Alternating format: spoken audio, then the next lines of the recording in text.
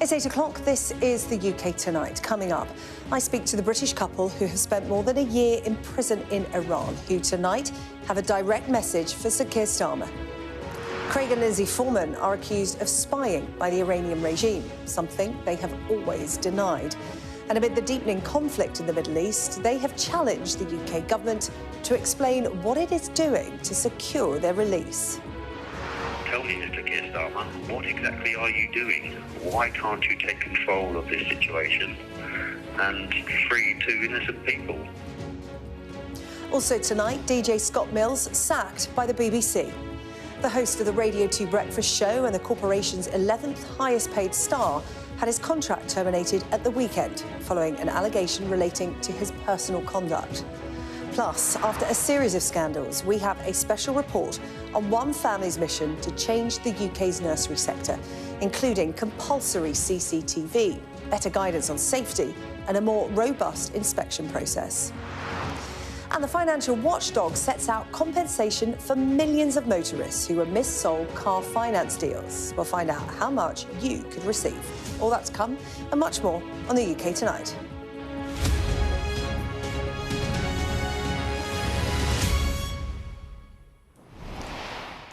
Craig and Lindsay Foreman have been in prison in Iran for more than a year now.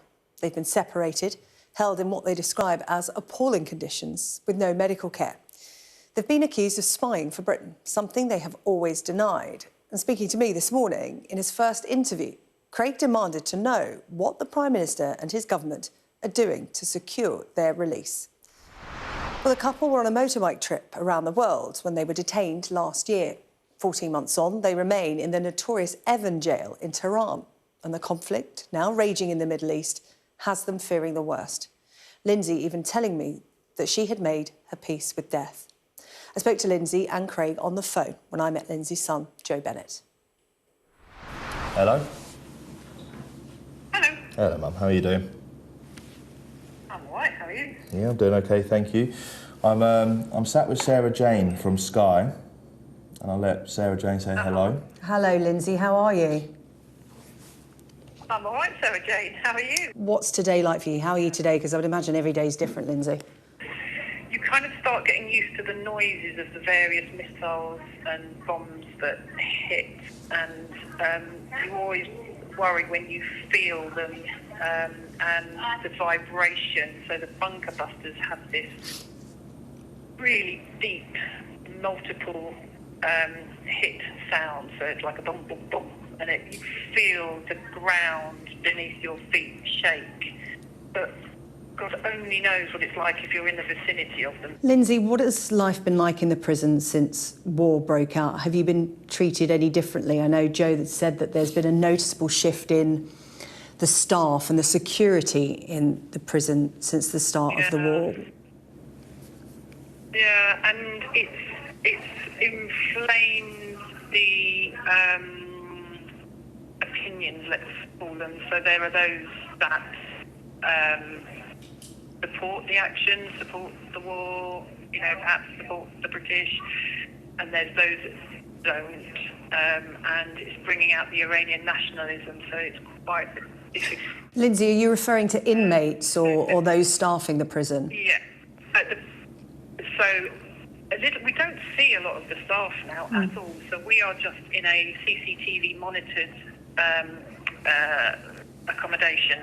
So the guards are completely separate to us. So we wouldn't know if there were 10 guards there or 100. But from what I'm witnessing is there's a greatly reduced number of guards just by the interactions that are being had. We hear rumours that there's people that have deserted, there's people that have declined to come in because of the situation. I don't know what the truth is, but there's definitely a reduction in the number of guards and their, let's call it, seniority. It's my perception that I think there is more animosity towards the British, that being me, than there was before the war. Almost every day there is a physical fight between inmates, and I have myself been threatened and blamed that the situation is when they say my fault, they mean the British, because I obviously haven't created the war.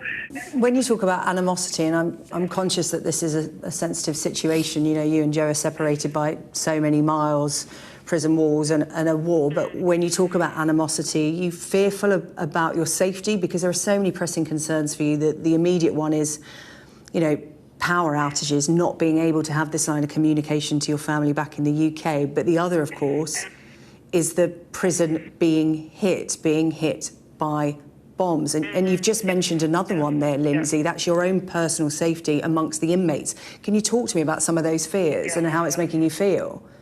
So I made my peace with death within maybe 48 hours of the reality of the bombs hitting and the fact that we could be struck. Oh, I've overrun. Sorry, I've just been reminded that my time is up. I'm so sorry. Well, Lindsay, thank you so much for your time. I appreciate that I've taken time away from your conversation with Joe, but I know that you'll hopefully speak tomorrow. I'm speaking to him at 3:20. Oh, you're going to speak to him later today. Really lovely to speak to you, Sarah-Jane, and hopefully we'll meet face-to-face sometime soon. Oh, Lindsay, you take care of yourself. Thank you so much. All right. Speak to you later. Love you. Take care. Speak soon. I love you. Bye. Bye.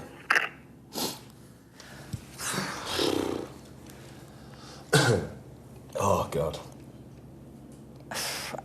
I mean,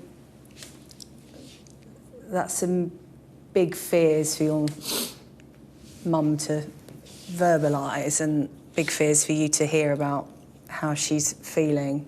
Yeah, it's just... I mean, I knew this stuff happened and it goes on, but it's like heartbreaking and inspiring about how she can still be so positive and share her energy, and that's just who she is, right? That's who she's always been. She's got enough energy for herself and a million others, right? And she will always share that.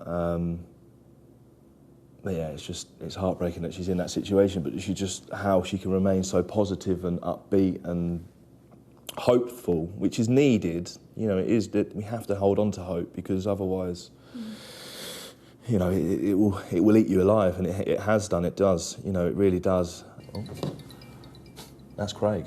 Oh. Hang on. Hello. Hello. Hello, big dog. Hello. Big dog. How you doing? How are you? I'm all right, mate. Big dog. Big dog. How you doing? You all right? Yeah, I'm okay. I'm just with Sarah-Jane from Sky. Craig, hi, it's Sarah-Jane. Thank you so much for speaking to us. Can you sort of talk me through what's been going on there in the last 24 hours?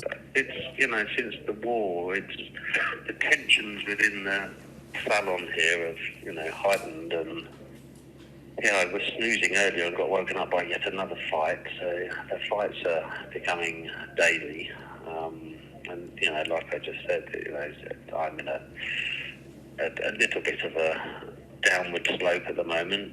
It's so hard for you to get your head around, Craig, and you said there you felt like the tensions in the prison were escalating. There were a lot of fights. Are you feeling personally under threat at the moment? Personally, no, but it doesn't take much to be in the middle of a fight, if that makes sense, because they are over little things. So you could just look at someone the wrong way and they will just kick off. I would imagine the longer this war goes on for, the more you feel like you may be a target in terms of, you know, the news that we're hearing today is that Donald Trump is not ruling out boots on the ground to take a key strategic island from Iran when it comes to oil production, but then in the same breath there are talks about peace talks happening in Pakistan in the coming days. So it's still very uncertain, but just with rising anti-West sentiment in the prison, do you get the sense that that is growing and you could well be a target? Could be. You never know. Like I say, you can't predict the war, and you can't predict what's going to happen within these walls. So, you know, we are in prison. We are 100% in prison. No one is allowed out. On your family's behalf, what would you like to ask the Prime Minister? What would you like to say to him? Why can't you do anything? I find it hard to believe that there is nothing that can be done. So, yeah, tell me, Mr. Keir Starmer, what exactly are you doing? Why can't you take control of this situation and free two innocent people? pretty much it. Just get us out of here. Because, yeah, like you say, our lives are definitely 100% at risk. Craig, I really appreciate you answering a couple of questions. As you said, we've caught you on a bad day, and that's totally understandable. But, you know, the good news for you is, you know, Lindsay's in a buoyant mood today. She's sort of really lifted Joe as well. So, you know, it's the seesaw of emotions, and you're all here for each other and able to communicate regularly.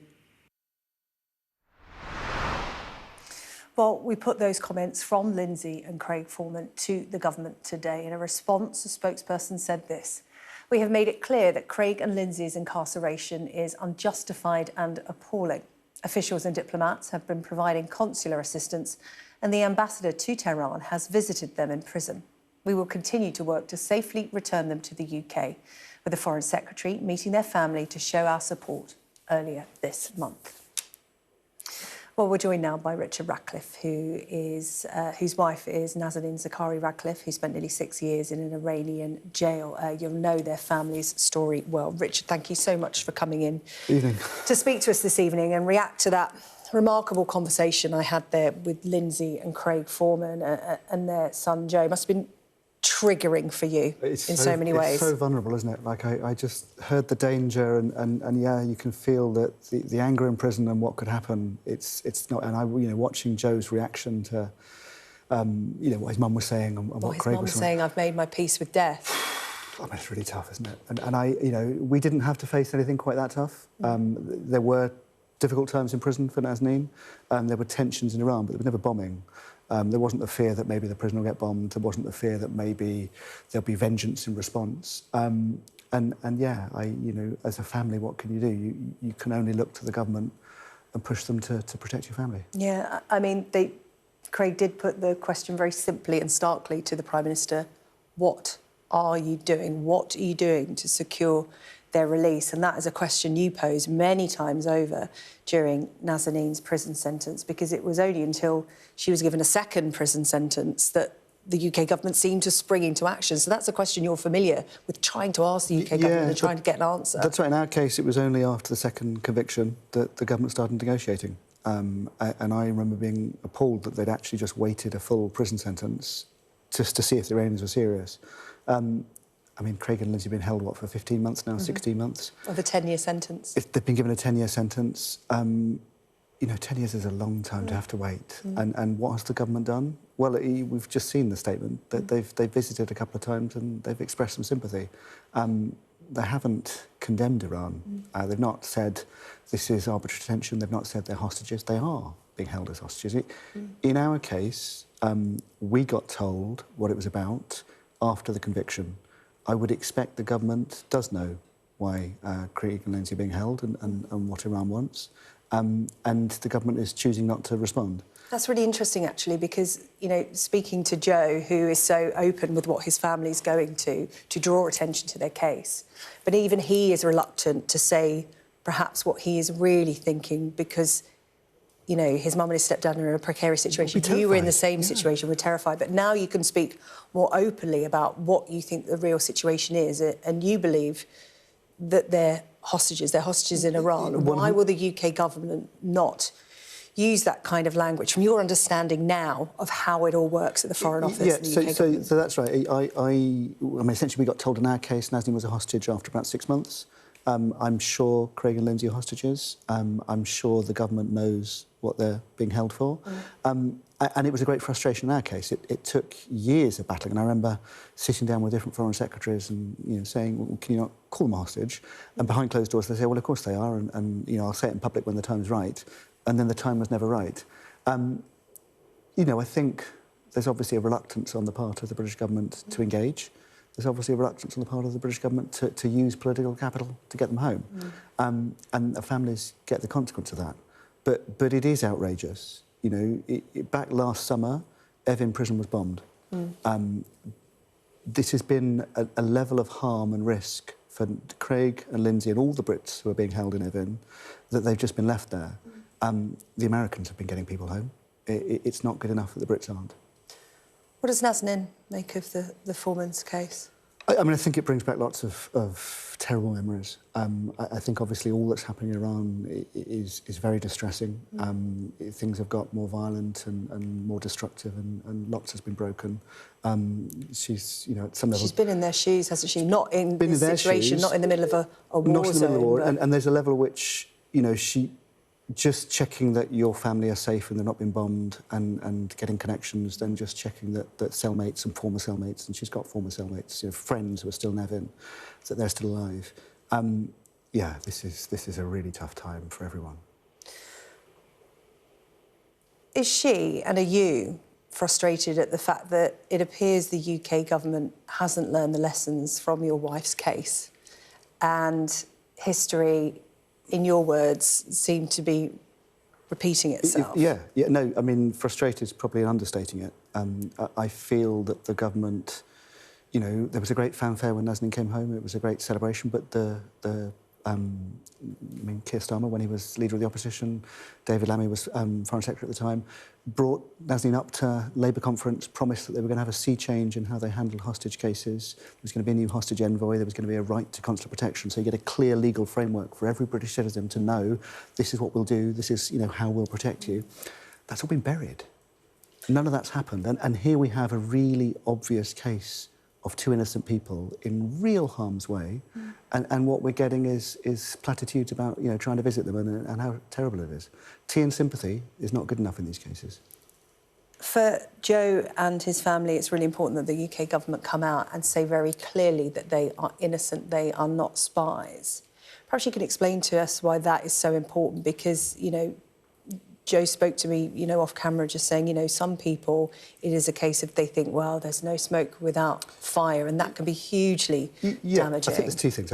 So for us, Jeremy Hunt, when he was Foreign Secretary, he came out and said Nazanin's innocent.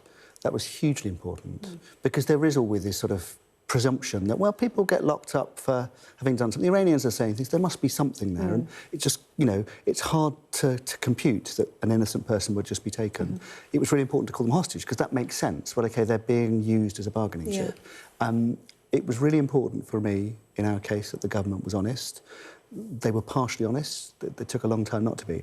And certainly, all the time, I mean, candidly, all the time we're talking about a court case and what did Lindsay do and what did Craig do, the onus is on them to justify. The reality is, they're hostages. They're not the only ones. And the question is not what Lindsay and Craig doing, the question is what the government's doing.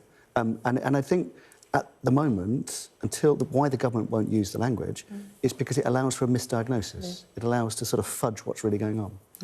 And 10 years is a long time for them to serve. And as, you know, Joe, their son, said to me, there are so many members of their family that fear that they will never see them again. Joe is hopeful that, you know, he is young enough that he will, and of course that... But that's right, and if you think what Lindsay said, you know, that, you know, this may be the last 48 hours, there's a level of...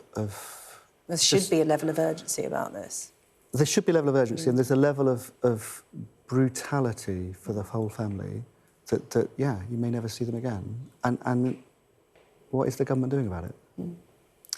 Well, Richard, really good to get your thoughts and your insight into this issue. We will continue to follow the Foremans here on Sky News. And I thank you for coming in to speak to us, Richard. I really appreciate it. Richard Ratcliffe there. In other news today, police have been given more time to question a man arrested on suspicion of attempted murder. This was after a car was driven into pedestrians in Derby on Saturday night. 7 people were seriously injured. 4 of them remain in hospital this evening. Our Midlands correspondent Siobhan Freeman-Powell has this next report. Moments after the collision, a car captured on CCTV speeding away from the scene. Believed to be the vehicle used to plough into people who had been enjoying their Saturday night on Friars Gate. It was a normal payday weekend and this area was busy with revellers when a black Suzuki Swift drove into 7 people, all of whom sustained serious injuries. It took police just 7 minutes to arrest their main suspect at the other end of town, thanks, they say, to eyewitnesses who stepped up when the chaos unfolded. It's hard to say why the guy even did it, do you know what I mean? He could have been drunk, he could have had a vendetta. It's hard to say because from what I've heard, all he did was swerve up the road, pull onto the curb and plough through these people. So it was horrific. On the same night of the incident, a suspect was arrested, described as a 36-year-old man who lives in Derby but originally from India. Officers say they continue to keep an open mind about any potential motives for the incident, which saw 4 men and 3 women hospitalised for their injuries. They say it's not currently being treated as an act of terror, but acknowledge that that doesn't take away from the shock and distress caused to those who live and work here, and will no doubt be looking for reassurance. With it being the extended Easter weekend, the council are going to put some restrictions in, particularly in the evenings, for vehicle movements in the area, and I think that as a short-term measure is welcome. An investigation into the driver's movements and potential motives are underway as police continue to question their main suspect. As for the 7 people injured and the community that watched it unfold, clarity cannot come soon enough. Siobhan Freeman-Powell, Sky News, Derby. Right, let's talk about Scott Mills, the host of the Radio 2 breakfast show, or the former host. He's been sacked following an allegation about his personal conduct. This news announced this morning, with his fellow presenters just as surprised as the listeners were. Sky's Sadia Chowdhury is here with me. Well, this did come out of the blue. Scott Mills on the airwaves just last week, but sacked over the weekend. What do we know so far? I think that's what's key here, is that it was out of the blue and it came really quickly, and it sort of suggests that the BBC have had a bit of a track change when it comes to these situations. They can deal with them much faster. As you say, he was on air just last week, and in fact, it's so quick that the BBC tech team haven't caught up yet, because if you go on the website, his face is still there, his email address still works. I sent an email today and I got one reply saying, thank you for contacting Scott Mills. The name of his programme is still unchanged, and it still says start your day with Scott Mills, because that's what people did. He was such a big face, but also voice for the BBC. He took over the flagship breakfast show last year. He, before that, had 18 years of the Scott Mills show. He was on a salary of something like £315,000 to £319,000. And even on TV, he was on Strictly Come Dancing, the Celebrity Race Across the World. Of course, that's his face, but a lot of people are more familiar with his voice. And have a listen to it. This is him speaking on the radio just last week. Yeah, we need to finish with the loaf and share. Back tomorrow morning when you wake up from 6:30 with Niall Horan and Jason Manford. A voice so many people will be familiar with. And he said back tomorrow on Tuesday, and within a week, he's gone. The BBC put out a very, very brief statement simply saying that his contract is over and he's no longer at the BBC. He's left the BBC. It's very quick. There were no sort of warnings to us. None of this sort of suspended pending further investigation. And I think the BBC colleagues who have put out statements or said anything gives you a real sense of how quick this has been for them. Lorna Clark is the director of music at the BBC. She sent her team a message, an email saying it's important to share this news with you at the earliest opportunity. And this is the statement to all BBC staff from Rodri Davies, who is the acting Director General, who says, as Lorna Clark, our Director of Music, acknowledged in an earlier message to her team, this will come as a shock to many of you, given Scott's profile and the sudden nature of this announcement. Of course, it will also be a shock to our audience and loyal Radio 2 breakfast show listeners. The Radio 2 team will update everyone with more information on plans for the show when they are able to. And in the meantime, I just want to recognise the pressure this puts on them, many of whom have worked with Scott for many years. I hope you'll understand that we're not able to share any more information. And another BBC colleague of theirs, Jeremy Vine, said on his show at midday today, have a listen to what he said.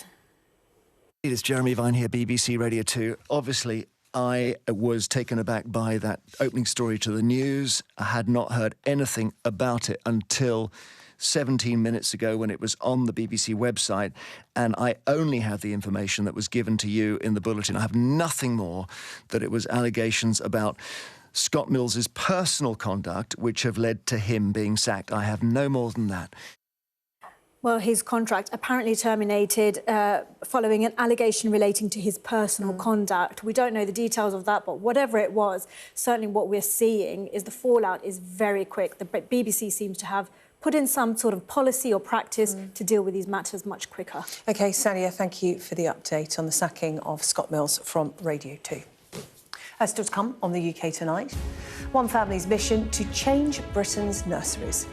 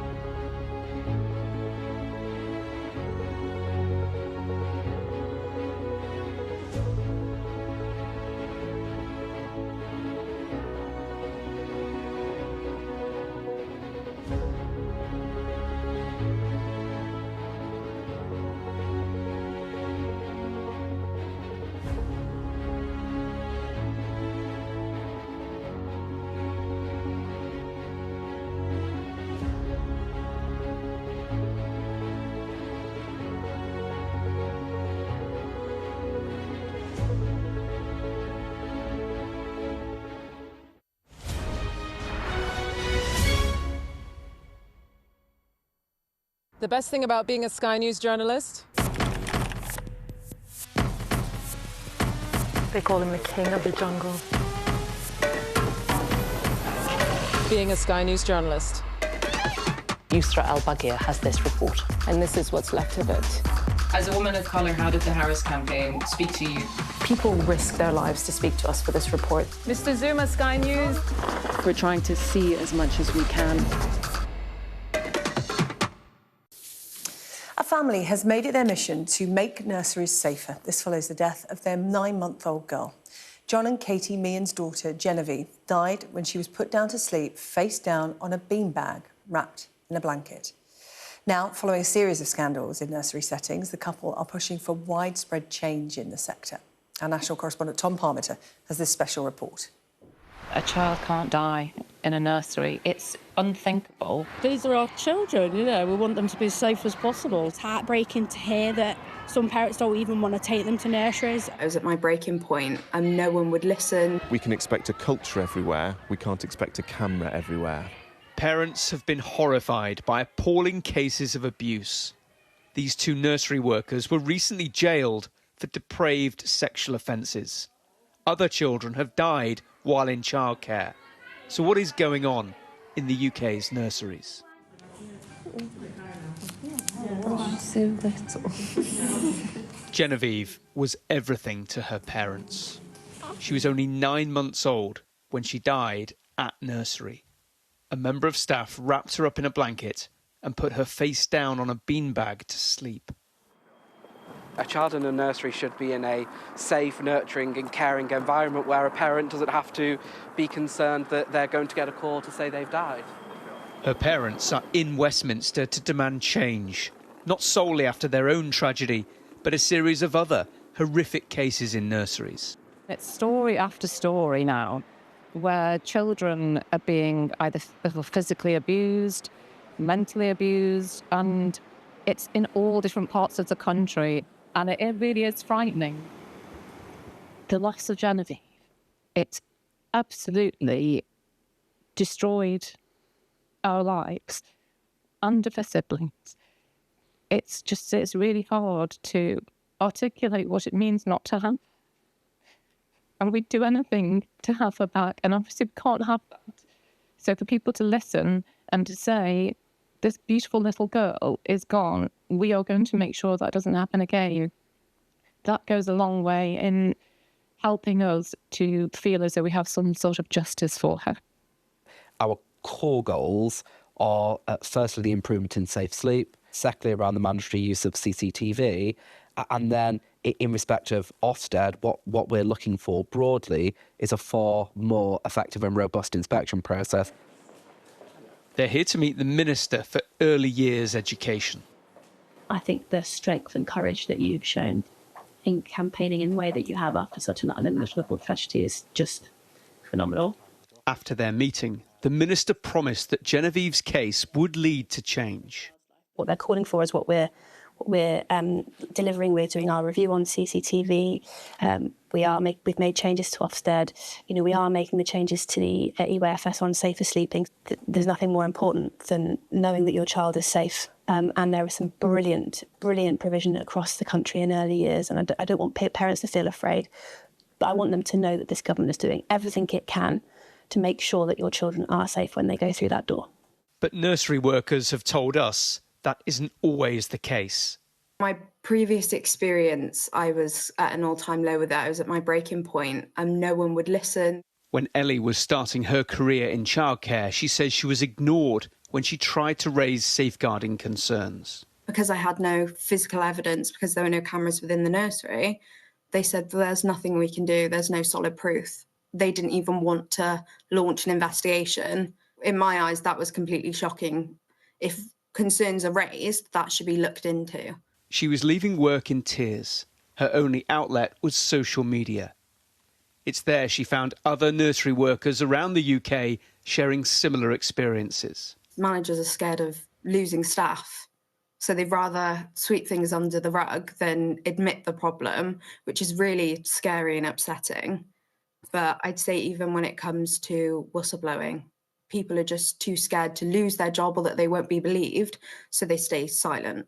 Ellie now works in a nursery that she's confident in, but has previously seen how the Ofsted inspection system can be manipulated. We got given a 3-day notice period, and those 3 days were absolute hell. It was making sure all the reports that hadn't been done were done, making sure we were in ratios, calling in all the staff saying they had to be in. It was just faking everything for Ofsted. Those standards should have been upkept the whole time, not just when you got a call saying that Ofsted were coming. It's not every setting, but she's seen what happens when standards slip. Staff feel burnt out, undervalued. This has all happened because of staff shortages and how desperate nurseries are to stay open. So they're willing to let things slide, or they're willing to hire certain employees that they wouldn't normally hire, or let things go over their head that aren't deemed acceptable in childcare. It's the last thing that working parents want to hear, because many have to place their trust in nurseries. When you first send your child there, it's daunting as a parent to leave your child with somebody else. There's rules and regulations and restrictions in place. Make sure that they're followed. These are our children, we want them to be as safe as possible. People said you need a village to raise a child, but some people's not lucky enough to have that, so this is our village. So how to reassure families in the face of such horrible stories? Well, it can be done.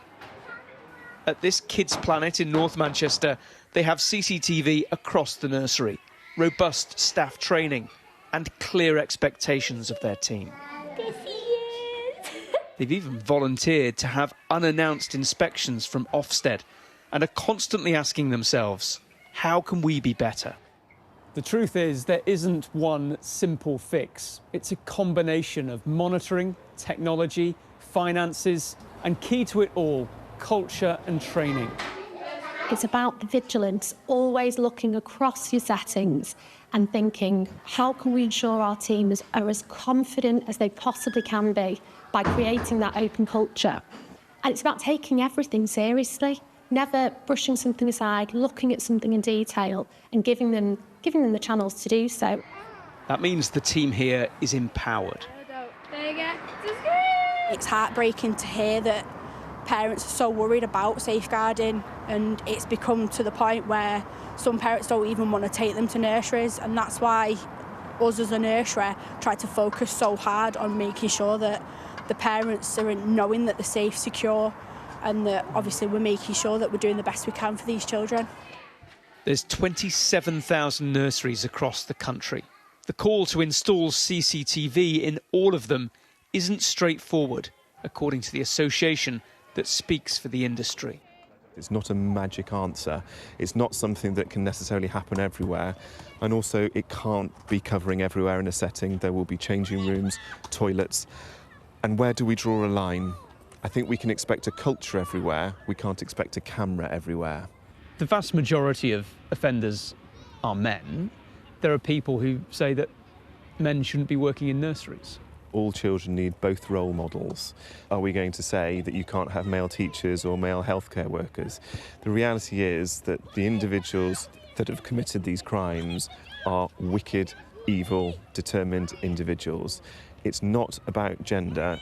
There is a shield of safeguarding in place through the government standards, through Ofsted inspecting. But that shield hasn't been strong enough, has it, in some cases? In some cases, it seems that individuals have found a way through that.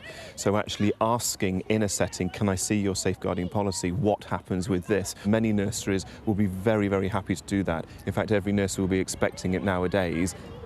The inspectors, Ofsted, are increasing the frequency of visits from once every 6 years to once every 4. They say around a quarter of inspections are unannounced, and where they find concerns around safeguarding or allegations of abuse, they refer them to the local authority and the police. Every part of this system has to work. Parents want certainty that the defences we put around children are as strong as they can be, every single day. So to come on the UK tonight. Millions of motorists set for compensation over mis-sold car finance. We'll find out how much you could receive.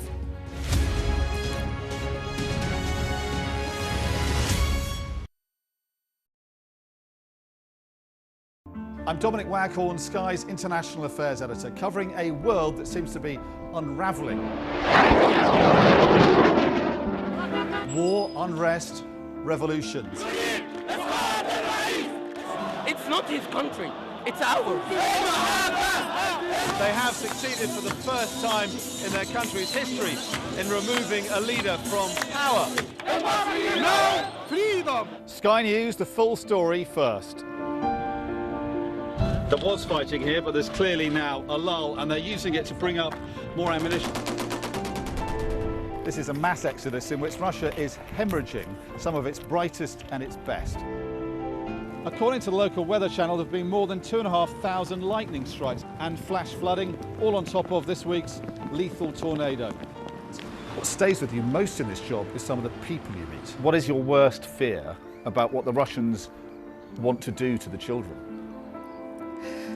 They're just boosting demographics by stealing young people. Would you like to take the opportunity, Mr. President, on Sky News to invite Barack Obama to come here? Mr. Trump, are you running for president? Can you confirm it? We're going to take a look, a very serious look. On that day, we saw your fighters killing women, killing children. Was that a mistake? Did you go too far? You couldn't control your fighters? The full force of the state is being used to crush any protest. Free wherever you get your news. It's half an hour now past the deadline that Hamas issued, and we've now seen a third barrage of rockets coming in.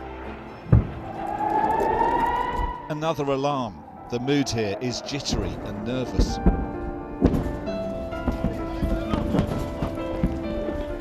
We're seeing the world get more and more divided, and it's our job to try to make sense of it all. Well, hello, and thank you for watching. Tonight on The Wrap, we will be joined by the very best commentators to explain the how and the why. He did know what he was doing. Both agree on that, can we? No. No. Can expect more analysis. This is going to get deeper. I think it's going to end up with Russia. Is war inevitable? What he's interested in is a deal. That doesn't rule out strikes. I disagree. And laughs along the way. Plus, a look at tomorrow's headlines. The Wrap. Everything wrapped up for you from 10. Now, millions of drivers who are missold car finance are set to receive compensation, with a financial watchdog estimating the average payout will be more than £800.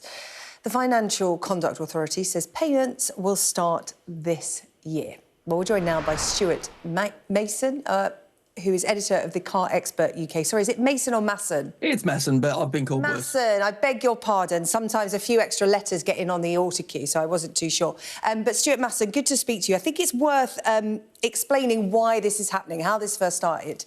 Sure. This investigation has been going on for more than 2 years, where the Financial Conduct Authority started looking into particular types of car finance agreement called DCA, discretionary commission arrangements. This was where car dealers could influence the interest rate that was being offered to the customer after the lender had already approved the loan. These were banned several years ago, but there had been concerns that customers had been treated unfairly and that dealers had been misleading customers.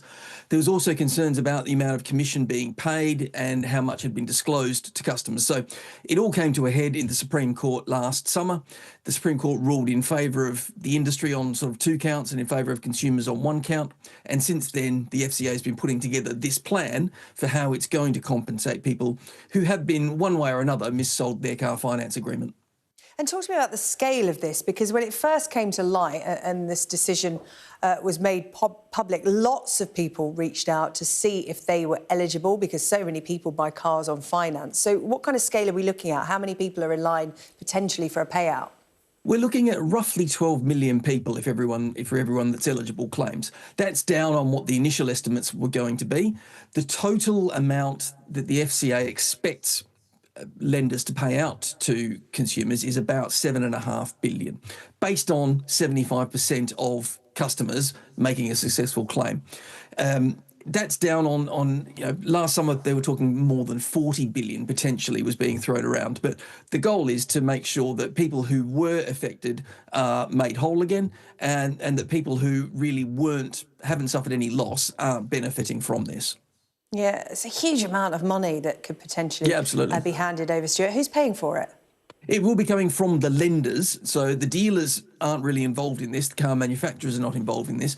This is the lenders, the finance companies, the banks who actually lent the money to the customer.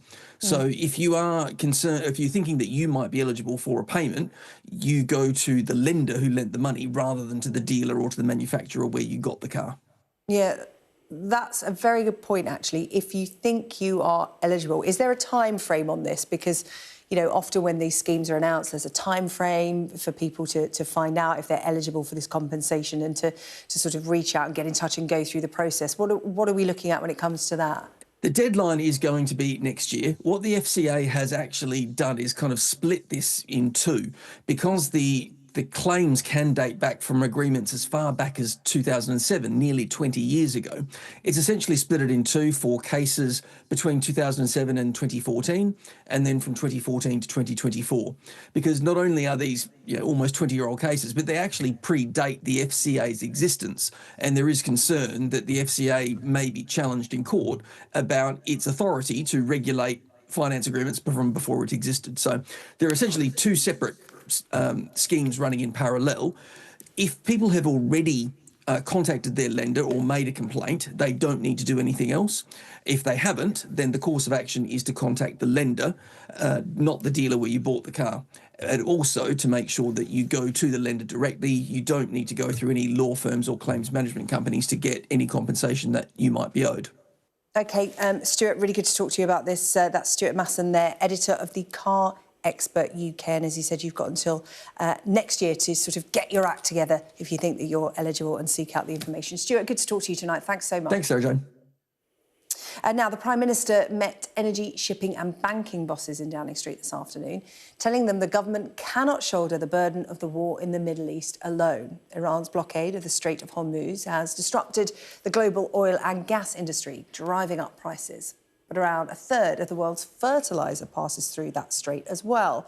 And that means British households could soon be counting the cost at the supermarket as well as at the petrol pumps. Our business correspondent Paul Kelso has this report. Come on, up you get. This spring, the most sought-after commodity in agriculture isn't sunshine or rain. It's in these tanks. The start of the growing season brings a steady stream of tankers to Brynflow's Great Yarmouth terminal. They're loading liquid nitrogen to spray on crops across the country. Thanks to the war, they may be spreading food inflation too. In these tanks is liquid fertiliser. It's come from natural gas, turned into ammonia, and from ammonia into nitric acid and urea. Fertiliser prices have risen because it's an energy product. The price of natural gas has skyrocketed, and Gulf production, normally a third of global supply, is stranded. It's a really serious situation. In some respects, it's worse than it was 4 years ago in the Ukrainian situation. And we all know what happened 6 months later. There was 10% inflation, and that knocked the government right back.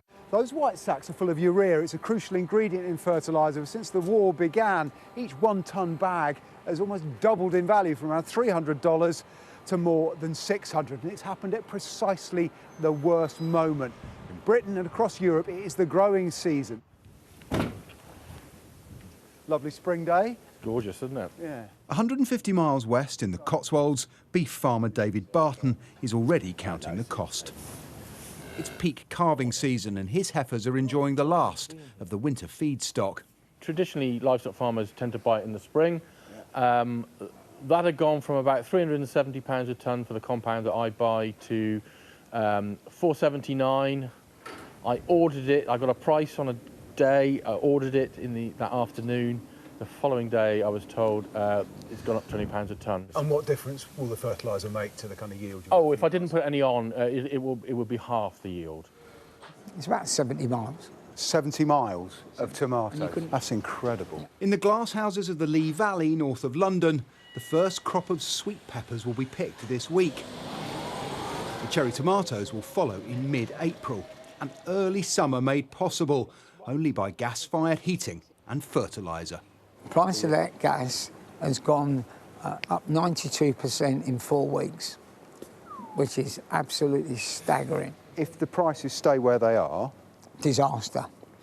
And that is not only for this organisation, but every organisation that's involved in producing food.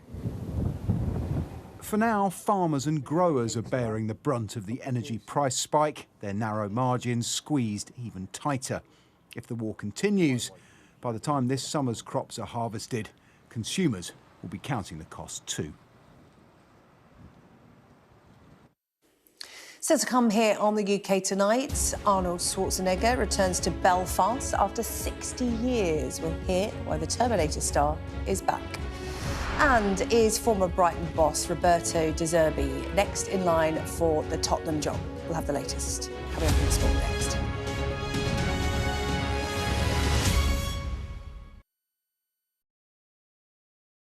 Mr. Hexton, does your past behaviour make you unfit to serve? Did you stay at the apartment in Manhattan of Jeffrey Epstein? I'm not answering any questions. David Cameron says that you should vote through funding for Ukraine. What do you say to that? I really don't care what David Cameron has to say. When you said you were from Sky News, I just got very excited. Mr. Patel, did you endanger public safety when you said the killer was in custody? I'm James Matthews, and I'm Sky's US correspondent, based here in Washington, D.C. Over there, to your left. There have been airstrikes every day. Hezbollah are very sensitive about us showing any pictures, and we're being hurried away right now. It felt akin to riding into some sort of Armageddon. Many other areas have been hit badly. There are shells coming in every few minutes. Hear that whistle and that crunch? We know that they're coming from the south of the city where there's a column of Russian armoury. I'm Alex Crawford and I'm Sky's special correspondent based in Istanbul. It's trying to hit us. That's it. It got us then. There's a lot of action going on, a lot of hits coming in still. We were the first journalists and the only outsiders to reach the site of the attack several weeks after it happened. We found from the missile. It's very difficult to see what around here could be conceived of as a legitimate military target. Only about half a mile from the Turkish coast, a boat seriously overcrowded. This is one of the most severe viruses in the world. Clearly not had very much to eat at all, a lot of them extremely thin and very frail. Look at that of flames, and that has happened within minutes, and now it's coming from both sides, and it's moving this way. The world's largest falls now down to a trickle in places. I can't imagine how much plastic is lying at the bottom of this huge lake. Whoa! Getting up close and personal with a rhino. This is what makes the job so fantastic. Coming up, why Arnold Schwarzenegger is back in Belfast. Sorry, I went like that because I don't know what camera we're on. I'm going to guess that one. Arnold Schwarzenegger is back. David is back. More importantly, you're going to come before Arnold Schwarzenegger. You can be his warm-up act. We're talking Tottenham again. And I was going to ask who's going to be the next manager. They're third in a season, but I think we pretty much know at this stage, do we? It looks like, I mean, they're really going for it. And it is high stakes. It is a big roll of the dice, this one, for Roberto De Zerbi. You know, most football fans in this country will know him from Brighton. He left Marseille only recently. And originally, I mean, he's been high on their list of preferred candidates for a while. But he wasn't prepared to consider the job until the summer. Presumably, the inference there is it depends what division they're in. Well, I was going to say, it's like it's a bit of a poison chalice to take it over before the end of this season because, you know, there is... Well, yeah, you see what happened to Thomas Frank, see what happened to Igor Tudor. But that seems to have changed. OK. Because he's now supposedly open to the possibility of coming in with 7 games to go in the Premier League. And Spurs are really pushing hard to persuade him. They want a permanent appointment. So this wouldn't be another interim like Igor Tudor. This would be potentially a 5-year deal. So talks continuing. Supposed to have had discussions today. We will see if they progress any further and an appointment is made. And what are the thoughts? Is he the right man for the job? Because there seems like there's a level of commitment from Tottenham there for the next manager to be in it for the long haul, good or bad, up or down. Exactly. This is them trying to really solve the problem in one go, both short-term and long-term. Roberto De Zerbi is known for his expansive football. He's known for, you know, being one of the most sort of progressive coaches, you know, right in the forefront of, like, the tactics side. Very exciting, but also risky. And this is the thing that Spurs cannot afford much more risk because they have very little margin for error. He isn't necessarily a safe pair of hands. That's what Igor Tudor was supposed to be. But, of course, he departed after 7 games, 44 days, just the 1 win in a pretty much a dead rubber in the Champions League. And the other thing about Roberto De Zerbi, he's sort of known as being a little bit of a slow starter in some of his previous jobs. Really cannot afford to do that hit the ground running this time around. Yeah, so we will see if that becomes a permanent appointment and if Spurs get their way. Plenty of other sporting stories to bring up to date with, including the England national team.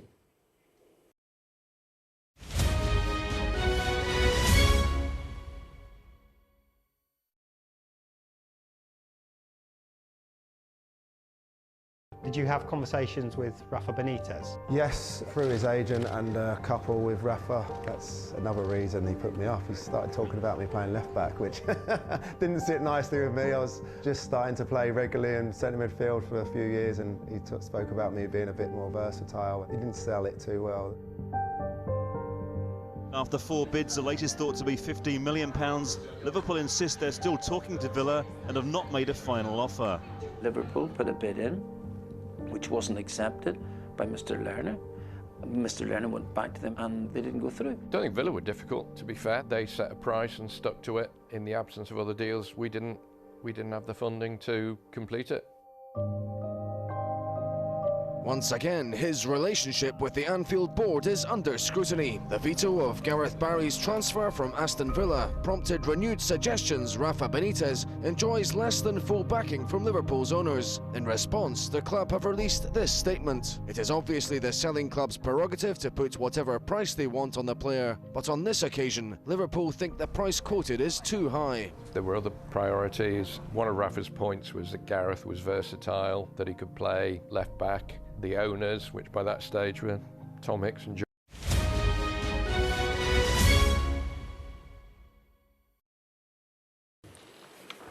Now, Arnold Schwarzenegger said he would be back, and today, decades after he visited Belfast as a bodybuilder, he was indeed back in the city. The actor turned politician, first in Belfast in 1966, almost 20 years before he starred in Terminator.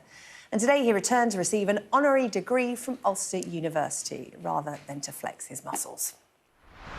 To me, this is very meaningful because, like the Chancellor said, that 60 years ago, I came to Belfast the first time. 60 years ago. Think about that. I mean, I know the majority of people in here were not alive then, but I'm just trying to tell you, this is really an anniversary for me, 60 years later to come back here. But I said then already, I'll be back. You see what I'm saying?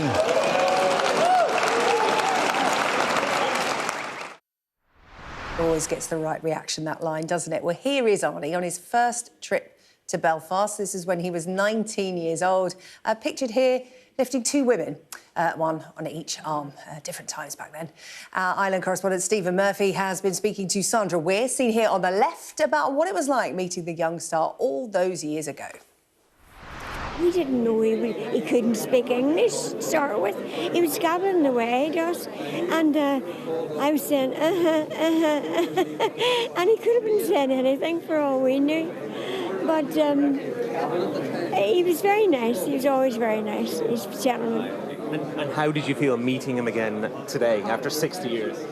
Oh, 60 years, it's amazing, isn't it? I'm amazed that I'm here, and I'm amazed he's still here. What did you say to him, or what did he say to you just now? I said, do you remember me? He said, oh yes, yes. Sure he doesn't, sure he doesn't. But it was a nice experience for you? Yes, it was lovely. You didn't want him to lift you up today? No, I wouldn't dare. Of course he remembers you, Sandra. Unforgettable. Right, let's take a look at the weather now, shall we? Dinner under the stars tonight? That reminds me of our travel insurance. You mean All Clear Skies? All Clear Travel Insurance sponsors Sky News Weather. Now, the coming week is going to be changeable and often quite cloudy, but it's looking fairly warm for tomorrow and on Wednesday as well. Mainly fine this evening, the wind easing for most of us, but the far north and the southeast will stay windy with a few showers as well. The west of Ireland and Hebrides look murky and damp.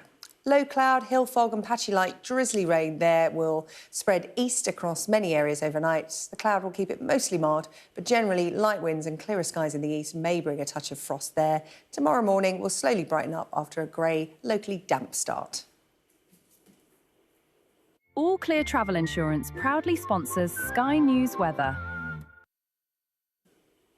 That's all from the UK tonight. We'll be back tomorrow night at 8 o'clock. Up next is The World with Jonathan Samuels.